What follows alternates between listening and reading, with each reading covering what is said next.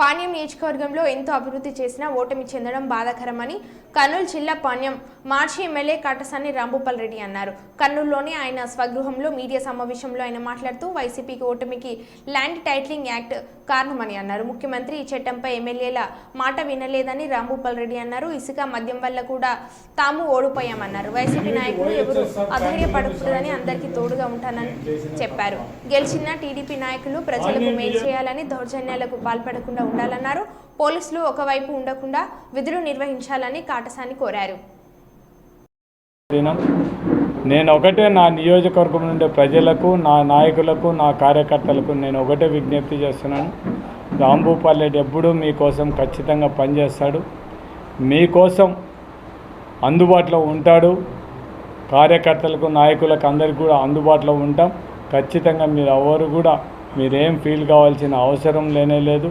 ఖచ్చితంగా మీకోసం పనిచేస్తామని నేను వాళ్ళకందరికీ కూడా విజ్ఞప్తి చేస్తూ, కొంతమంది ఈరోజు ఒక పేపర్లో చూడడం జరిగింది, ఒక పాణ్యం నియోజకవర్గంలోనే రాంభూపాల్ రెడ్డి ఓడిపోయినాడా, రాష్ట్రంలో అంతా కూడా ఓడిపోయినాడు. రాసేవాళ్ళు కూడా కనీసం వైఎస్ఆర్సీపీ పార్టీకి 40% ఓట్లు వచ్చినాయి. మేము నష్టపోయినది ఎక్కడ? మా ముఖ్యమంత్రి మా మాటిని, అధికారులు మా మాట వినింటే మాత్రం మేము ల్యాండ్ టైటిల్ యాక్ట్ మనల్ని కొంప ముంచుతుంది. మేము ఆ రోజు కూడా చెప్పిన, గడప గడపలో తిరిగేటప్పుడు ప్రతి ఒక్కరు కూడా మమ్మల్ని అడుగుతున్నారు, మీరు దీన్ని మొత్తం ల్యాండ్ టైటిల్ యాక్ట్ని ఇప్పుడు వద్దు, దాన్ని ఇప్పుడు ఎలక్షన్ అయిపోయేంత వరకు దాని గురించి ఆలోచన చేయొద్దంటే మాత్రం ఎవ్వరు కూడా దాన్ని మా వాళ్ళు సమర్థించడానికి చూసినారు. కానీ తెలుగుదేశం వాళ్ళు పని కట్టుకొని నామినేషన్ వేసిన అభిప్రాయాల వరకు కూడా పాణ్యం నియోజకవర్గంలో రాంభూపాల్ రెడ్డి గెలిచాడనేది. కేవలం ఈ వారం రోజులు మొత్తం 10 రోజులలో మొత్తం సీన్ మొత్తం ఈ ల్యాండ్ టైటిలింగ్లో ఒకటి బాగా దెబ్బపడింది. మాకు పట్టు అనుకునే గ్రామీణ ప్రాంతాల్లో ఉండే మా లీడర్లమ్మడి తిరిగిన రైతులు కూడా వాళ్ళ భూములు పోతాయని భయపడి వీళ్ళు చెప్పే మాటలకైతేనే ఇంకొకటైతే బుక్కుల మీద ఫోటోలు ఉన్నాయి, ఇవన్నీ మీకోసం మీ ఫోటోలు వేసుకున్నారో అవి వెళ్ళి ఎక్కడైనా ఇవి తాకట్టు పెట్టచ్చు అని చెప్పారు. చాలామంది లేడీస్ చెప్పడం జరుగుతుంది. ఇంట్లో ఉండేటోళ్ళు ఎవరైనా వాళ్ళకి ఎవరు ఓటేసినామంటే వైపం మా భూములు గుంజుకుండానే భయపడి మేము తెలుగుదేశానికి ఓటేసినామని చెప్పడం జరుగుతుంది. అంటే అంత పరిస్థితి మేము మా చేతులారుగా మమ్మల్ని ఎవరు ఓడగొట్టలే. మేము కొన్ని తప్పుదారులు చేయడం వల్లనే మేము ఓడిపోయినాం తప్ప ఏదో వాళ్ళు. దాంతోపాటు ఇసుక పాలసీ ఒకటి కూడా మాకు అది ఒక పెద్ద మైనస్. టౌన్లో ఉండే గౌండాలు కానీ వీళ్ళందరూ కూడా కూలీలు పనిచేసే వాళ్ళు కానీ వీళ్ళందరూ కూడా టోటల్గా వాళ్ళందరూ కూడా దీని ప్రాబ్లం. అది కూడా ఒక రెండోది మైనస్ పాయింట్.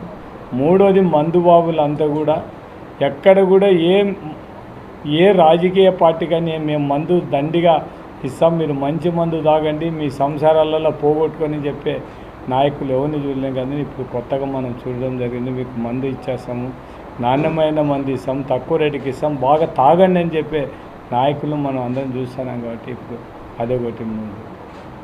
ఇంకా లేడీస్కు మాత్రం మేము ఆ రోజే చెప్పడం జరిగింది, మొత్తం మనం కూడా లేడీస్కు ఉచిత బస్సు ప్రయాణం ఇచ్చేస్తామని చెప్పడం జరిగింది. 1,00,000 రూపాయలు రైతులు రుణమాఫీ చేస్తామని చెప్పినంటే ఈరోజు మా పరిస్థితి ఇట్లా ఉండేది కాదు. కానీ మా ముఖ్యమంత్రి ఆలోచన చేసింది ఒకటే, లేని డబ్బుల కోసం మనం ఏ విధంగా ప్రజలను మోసం చేస్తాం, మనము ఎలక్షన్లో మాట చెప్పినది ప్రతి ఒక్కటి నెరవేర్చాలనేదే జగన్మోహన్ రెడ్డి ఉద్దేశం. అందుకే ఈ మాటలు మనం ఉండే ఈ రాష్ట్ర ఆర్థిక పరిస్థితి ఇంకా మనం చేయలేమనే ఉద్దేశంతోనే ఎంతవరకు చేయడానికి అవకాశం ఉందే అదొకటి చేయడం. మా మేనిఫెస్టో పాత మేనిఫెస్టో దీంట్లో ఏం లేవు, వాళ్ళు ఇచ్చే దాంట్లో దండిగా ఉండాలనే ఉద్దేశంతోనే ప్రజలందరూ కూడా ఇంటింటికి ప్రతి లేడీస్ ఆలోచన చేసేది ఏముంది, ఇంట్లో ఎంతమంది పిల్లలు ఉన్నారో అంత అమ్మ కూడా వస్తుందని వాళ్ళు ఆలోచన.